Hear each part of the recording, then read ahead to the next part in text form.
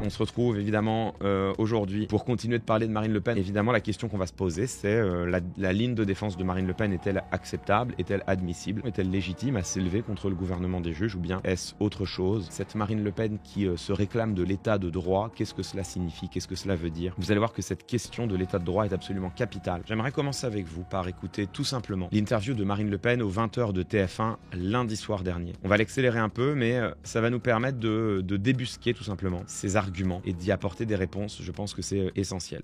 Pourquoi vous êtes parti comme ça et qu'est-ce qui vous a traversé l'esprit? Parce que j'avais parfaitement compris ce que la présidente expliquait, à savoir qu'elle était en train de rendre une décision qui était une décision politique. La magistrate a assumé très clairement de mettre en œuvre l'exécution provisoire de l'inéligibilité pour m'empêcher de me présenter et d'être élu, dit-elle, à l'élection présidentielle. Je ne m'arrête pas dessus tout de suite, gardez-le en tête, on y reviendra dans un instant. La présidente dit « Je vais rendre votre inéligibilité immédiate, contrairement à l'état de droit. En France, lorsque vous faites appel, l'appel est suspensif. L'appel annule, en réalité, le jugement de première instance. Ce qu'elle fait là, c'est qu'elle dit « Je vais vous rendre inéligible tout de suite. » Si ça n'est pas une décision politique, je ne sais pas ce que c'est. Vous avez d'ores et déjà entendu le cœur de son argumentation. Ce qui se passe est, dit-elle, contraire à l'état de droit. C'est contraire à l'état de droit et la décision est politique. Ce sont ces deux éléments de langage qu'elle va rabâcher encore et encore dans toute cette interview et qu'elle répète depuis. Première observation. Marine Le Pen centre tout son propos sur la juge qui a prononcé le jugement. Ce que la présidente expliquait, la magistrate a assumé très clairement qu'elle était en train de rendre une décision qui était une décision politique par la magistrate. Ce qu'elle fait là, c'est qu'elle dit, elle l'a expliqué très clairement, mais la magistrate... tout à fait. Elle oublie de préciser que le jugement a en réalité été rendu par trois juges qui ont vu arriver sur leur bureau une enquête qui a duré plusieurs années, 3 juges qui ont tenu plusieurs mois de procès, durant lesquels elle a pu, elle et ses co-prévenus, faire valoir tous leurs arguments. Mais surtout, ce sont 3 juges. Rhétoriquement, cette présentation qui est déjà une présentation biaisée, manipulatrice des faits, déjà ça change tout. Parce qu'évidemment, si vous dites « il y a une juge », qui a rendu un procès politique, avec une opinion politique. Bon, les auditeurs et les auditrices qui regardent peuvent froncer les sourcils en se disant, bah quand même, effectivement, est-ce que vraiment on peut accepter ici même en France que une personne, une juge, décide comme ça de rendre inéligible Marine Le Pen toute seule dans le secret de son bureau? Ce ne serait pas responsable, et ça tombe bien, ça n'est pas le cas. Marine Le Pen a été condamnée à cette peine d'inéligibilité avec exécution provisoire par 3 juges qui ont décidé de manière collégiale. Deuxième chose, Marine Le Pen n'a pas fait l'objet d'une condamnation politique, elle a fait l'objet d'une condamnation judiciaire. Il y a eu, encore une fois, plusieurs années d'enquête, des dizaines et des dizaines d'heures d'interrogatoire, des centaines et des centaines de pages de documents, de preuves rassemblées dans le dossier. Il y a eu 2 mois de procès durant lesquels Marine Le Pen et ses coprévenus ont pu exercer leur contradictoire, ont pu faire valoir leurs arguments. Le procès des assistants parlementaires du RN a respecté à la lettre la procédure pénale qui est, et c'est heureux, particulièrement respectueuse des droits de la défense. Marine Le Pen et tous ses coprévenus, en faisant le procès de la justice et en prétendant que le procès est politique, oublient les faits. Et les faits sont absolument accablants. Le Rassemblement national a détourné 4 millions d'euros d'argent européen. Mais attention, 4 millions d'euros d'argent européen, c'est aussi notre argent à nous. Ce sont aussi les contribuables français qui ont contribué précisément à cet argent. Marine Le Pen a enfreint la loi. Quand on enfreint la loi, on encourt une peine qui est prévue par la loi elle-même. La peine n'a pas été inventée par les juges, par les magistrats. Donc Marine Le Pen, quand elle dit « c'est un procès politique », c'est totalement faux. On peut contester l'opportunité d'avoir une peine d'inéligibilité dans le droit français si le Rassemblement national n'appréciait pas la loi en question. Le Rassemblement national pouvait en proposer une autre à l'Assemblée nationale. Il pouvait au moins tenter de modifier la loi. Duralex, Sedlex, la loi s'applique pour tout le monde de la même manière. Elle s'applique en l'occurrence à Marine Le Pen. Je crois que l'état de droit a été totalement violé par la décision qui a été rendue. Quand on dit l'état de droit, on vise un concept au sein duquel il y a deux dimensions. La première dimension qui est la plus importante, celle dont on parle le plus souvent, un état de droit est un état qui garantit les droits fondamentaux et les libertés fondamentales des citoyennes et des citoyens. L'état de droit possède une deuxième dimension. Un état de droit, c'est un état qui se soumet lui-même aux règles qu'il édicte. Un état dans lequel ne règne pas l'arbitraire. Une fois que des lois ont été édictées, elles s'appliquent pour tout le monde et l'État lui-même ne peut pas y contrevenir. Quand Marine Le Pen dit « l'état de droit a été violé », elle ment purement et simplement. C'est même pas qu'elle ment, c'est qu'elle emploie le mot pour dire le contraire du concept lui-même. Dans un état de droit, les lois s'appliquent de la même manière pour chacun et chacune, y compris pour Marine Le Pen. Or, Marine Le Pen a été jugée conformément à la procédure pénale en vigueur en France, instaurée par les lois françaises, votée par les élus du peuple français, et elle a été condamnée à une peine qui est elle-même inscrite dans le code pénal français, votée par les élus de la République française au nom du peuple français. C'est la définition même de l'état de droit. Elle empêche un recours effectif, ce qui est un droit qui est garanti par la Convention européenne des droits de l'homme. C'était son argument de tout à l'heure. L'état de droit a été bafoué parce que le jugement rendu par le tribunal correctionnel de Paris bafouerait le droit à faire appel. Ça n'est pas vrai du tout, puisque Marine Le Pen va bien pouvoir faire appel. Elle sera jugée une deuxième fois. Elle est toujours présumée innocente tant qu'elle n'a pas été jugée une deuxième fois. Il est vrai qu'une partie de sa peine s'applique dès à présent. Mais, encore une fois, c'est prévu par la loi française. Quand Marine Le Pen ici dit l'état de droit a été violé, en prenant prétexte qu'elle n'aurait pas de recours et que la peine s'appliquerait alors même qu'elle fait appel, cet argument est totalement faux. 1. La peine a été rendue conformément au droit français. 2. Si le droit français ne lui convenait pas, c'est précisément elle et les autres députés RN qui étaient les mieux placés pour la modifier. Ils ne l'ont pas fait, ils n'ont même pas tenté de le faire. C'est de la post-vérité pure. Elle prétend que l'état de droit a été violé, alors que, au contraire, c'est parce qu'elle a été condamnée au terme d'une procédure pénale conforme à la législation française, au titre d'un code pénal et d'articles de loi qui ont été votés par la représentation nationale, que précisément l'état de droit a été respecté. Parce qu'elle considère que le fait de se défendre justifie l'exécution provisoire. C'est-à-dire que les droits de la défense, je le rappelle à ceux qui nous écoutent, c'est précisément le droit de se défendre. Là, on nous dit le fait de vous défendre va faire en sorte que je vais aggraver de manière considérable votre peine au point de vous empêcher de pouvoir... Mais madame... Ça, c'est effectivement un argument qui a été employé par les trois juges qui ont rendu le jugement, qui consistait à dire, écoutez, le droit de la défense existe et la défense a le droit de faire valoir tous les arguments qu'elle veut. Cela étant, considérant la gravité des faits, leur caractère absolument patent et l'absence totale de prise de conscience, l'absence totale de remise en question, l'absence totale d'un début de compréhension de ce qui leur était reproché a été manifestée par les prévenus, on peut craindre que s'il y avait une procédure d'appel, il ne continue dans la durée de la procédure d'appel de siphonner les crédits européens. Donc, comme on a peur de la récidive, on fait valoir immédiatement l'exécution provisoire. C'est un argument qui est conforme au droit, conforme à la crainte de récidive et encore une fois, qui n'a pas été rendu de manière discrétionnaire par une juge dans le secret de son bureau, qui a été rendu de manière collégiale par 3 magistrats. La loi Sapin 2, contrairement à ce que j'ai entendu beaucoup aujourd'hui, ne s'applique pas à cette affaire. La loi Sapin 2, qui entraîne l'application automatique de l'exécution provisoire à l'inéligibilité, a été écartée par la magistrate. Dans ce qu'elle vient de dire, il y a un élément faux et un élément hors sujet. Pour une ancienne avocate et une actuelle députée, c'est quand même un peu piteux. L'élément faux, c'est que en aucune manière la loi Sapin 2 ne prévoit l'automaticité de l'exécution provisoire. La loi Sapin 2, effectivement, elle prévoit l'automaticité de la peine d'inéligibilité dans le cas où un élu est condamné pour détournement de fonds publics. Mais elle ne prévoit pas l'automaticité de l'exécution provisoire. L'exécution provisoire, y compris au terme de la loi Sapin 2, peut être prononcée éventuellement par les magistrats s'ils estiment que c'est nécessaire. Deuxième chose, quand elle dit « je n'ai pas été condamné au terme de la loi Sapin 2 », c'est vrai, la loi Sapin 2 a été votée en 2016, elle s'applique à partir de décembre 2016 et les faits qui sont reprochés à Marine Le Pen courent jusque février 2016. Elle ne peut donc pas être condamnée au terme de la loi Sapin 2 qui n'avait pas encore été votée et une loi, quand elle est plus dure que la loi précédente, ne peut pas s'appliquer de manière rétroactive. Est-ce que c'est pertinent ? Réponse non. L'argument de Marine Le Pen est totalement hors sujet. Pour quelle raison ? Parce que ce que la loi Sapin 2 dispose, c'est que, en effet, elle rend obligatoire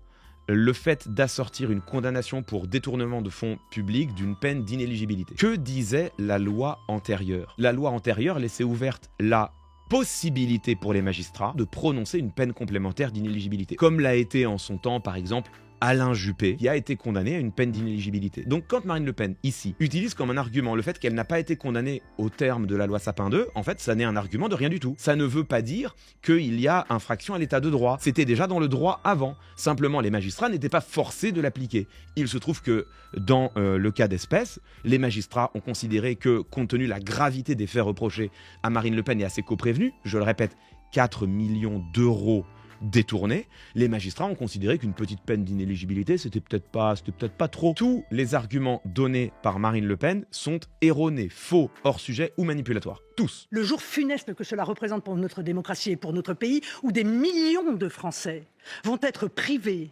par un juge de première instance, sans recours possible, de la candidate qui est aujourd'hui donnée comme étant la favorite de l'élection présidentielle. C'est le point capital. Ce jugement se dresse contre la souveraineté populaire et il y a donc là un jugement tout à fait inacceptable qui devrait scandaliser tous les amoureux de démocratie. Cet argument, il pourrait nous troubler. Et c'est d'ailleurs exactement ce qu'a dit Jean-Luc Mélenchon en disant « on prive quand même le peuple de sa capacité à se choisir son leader ». François Bayrou lui-même, pas seulement Jean-Luc Mélenchon, François Bayrou lui-même s'est dit troublé par cette exécution provisoire, précisément pour cette raison-là. Cet argument me semble totalement délirant. Non, le jugement qui frappe Marine Le Pen ne prive pas les électeurs et les électrices du Rassemblement national de leur capacité de se choisir leur leader. Lors d'une élection présidentielle, on vote certes pour un homme ou une femme, mais on vote également pour un programme, une plateforme. Si Marine Le Pen est empêchée lors de l'élection de 2027, elle aura un successeur. D'autant qu'on n'est pas dans la situation où ce jugement interviendrait 2 mois avant la présidentielle.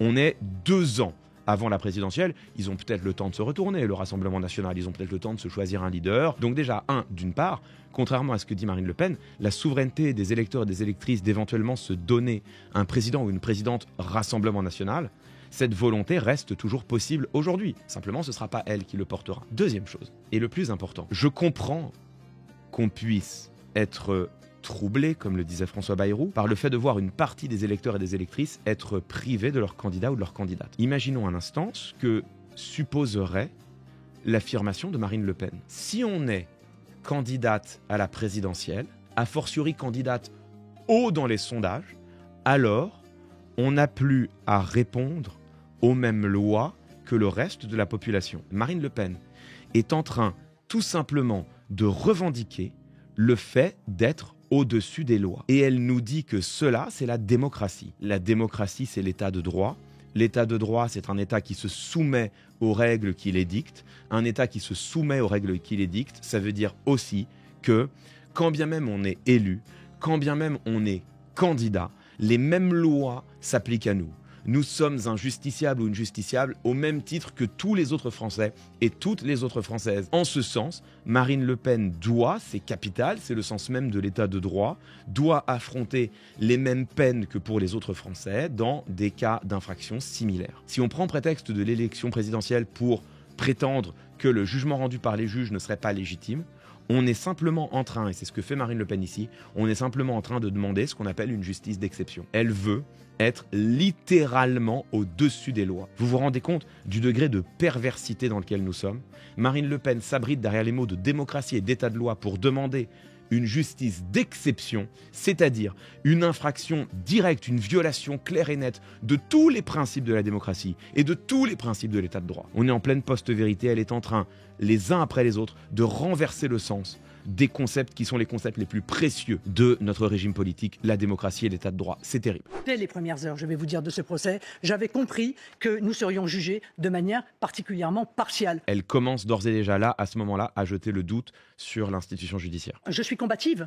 Je ne vais pas me laisser éliminer ainsi. Voilà le moment où la rhétorique de Marine Le Pen bascule. Elle ne compte pas se laisser éliminer, comme s'il y avait une volonté politique de l'éliminer, alors que, encore une fois, elle s'est simplement rendue coupable de faits qui sont graves. Elle a détourné 4 millions d'euros au profit de son propre parti. Elle en paye le prix aujourd'hui, comme tous les autres justiciables. Je ne compte pas me laisser éliminer ainsi, mais que va-t-elle faire alors? Moi, je ne suis pas prête à me soumettre à un déni de démocratie aussi facilement. Alors pour l'instant, elle parle de voie de recours, mais elle dit quand même « je ne me laisserai pas éliminer ». Je ne me soumettrai pas à un déni de démocratie aussi facilement. Vous voyez comment est-ce que là, ça y est, ce sont les institutions de notre République qui commencent à trembler là. Elle est en train de dire grosso modo, moi je ne tomberai pas. Ou si je tombe, j'emporterai avec moi le reste de notre système institutionnel. Dans tous les arguments qu'elle a fait valoir jusqu'à présent, il n'y en a pas un qui tient. On les a tous démontés. Il ne reste qu'une seule chose, c'est une femme qui a été condamnée au terme des lois de la République. Cette femme, elle est en train de dire « je ne me laisserai pas faire, je ne me laisserai pas abattre », mais elle va faire quoi alors? Épuiser les voies de recours, soit.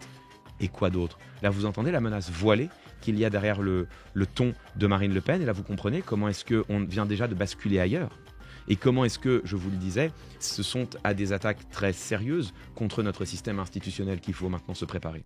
Rien ne tient dans la ligne argumentative de Marine Le Pen, sinon le fait de dire « je ne me soumettrai pas, je ne me laisserai pas faire, je m'estime au-dessus des lois ». Dès lors que l'on revient aux faits, dès lors que l'on rappelle l'état du droit, dès lors que l'on rappelle ce que eux veulent faire oublier, c'est-à-dire que derrière toute cette affaire, il y a un détournement de fonds publics à hauteur de 4 millions d'euros. C'est ce qu'il faut marteler parce que c'est ce qu'ils cherchent à faire oublier.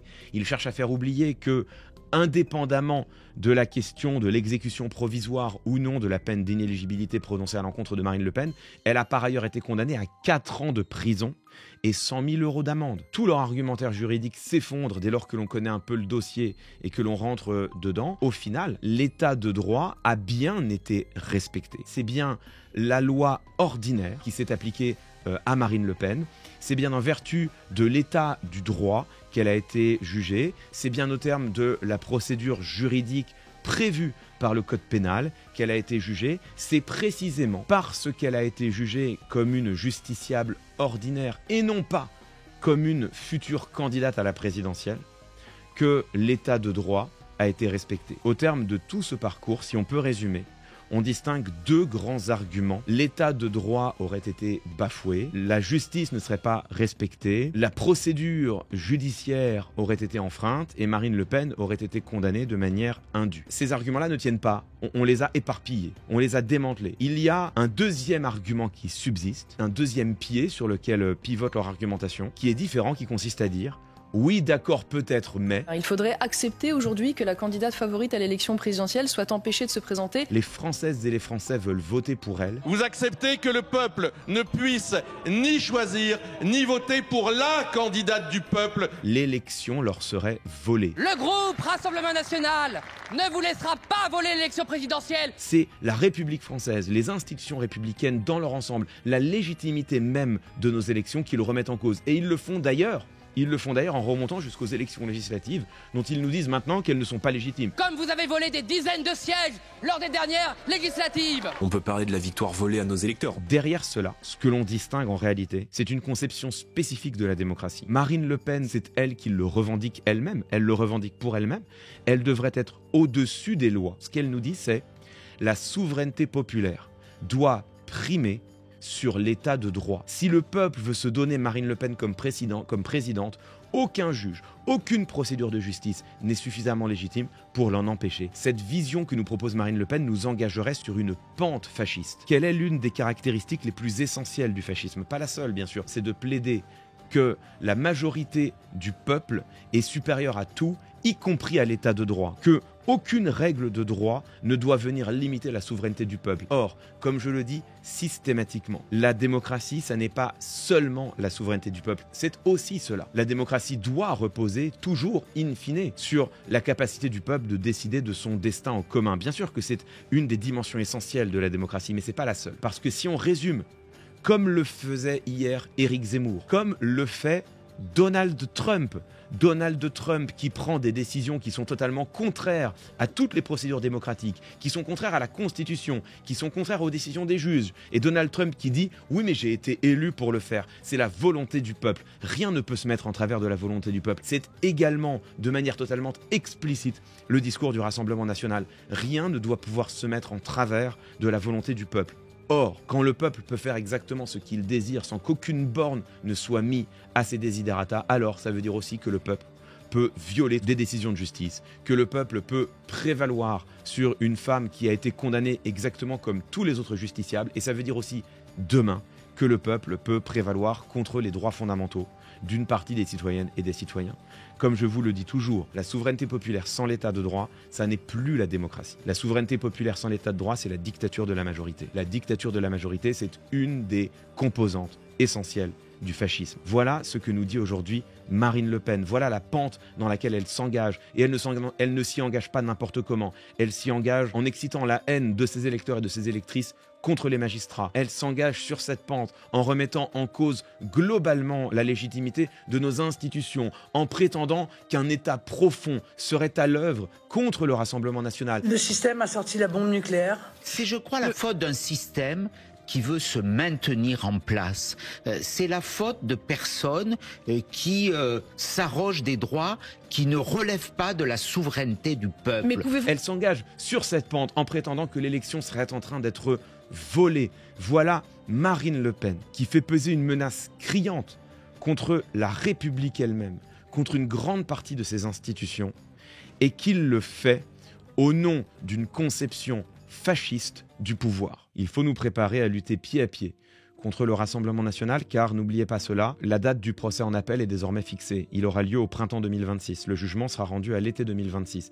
La campagne présidentielle commencera au plus tôt en septembre 2026. Qu'est-ce que ça veut dire? Ça veut dire que Marine Le Pen, en effet, ne renoncera pas. Marine Le Pen, en effet, ne fera pas un pas de côté. Marine Le Pen n'acceptera pas la peine qui a été prononcée à son encontre. Elle va rester la leader officielle du Rassemblement national.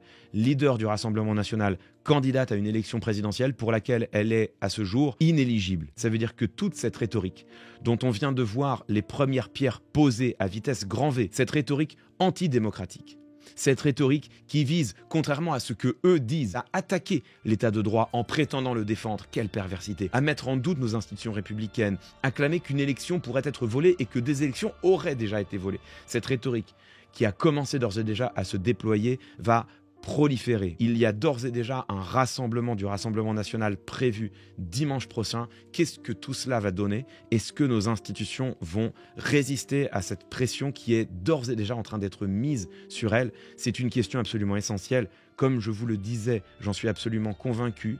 Aujourd'hui, nos institutions n'ont jamais été aussi fragiles. Aujourd'hui, c'est potentiellement notre démocratie qu'il faut se préparer à défendre.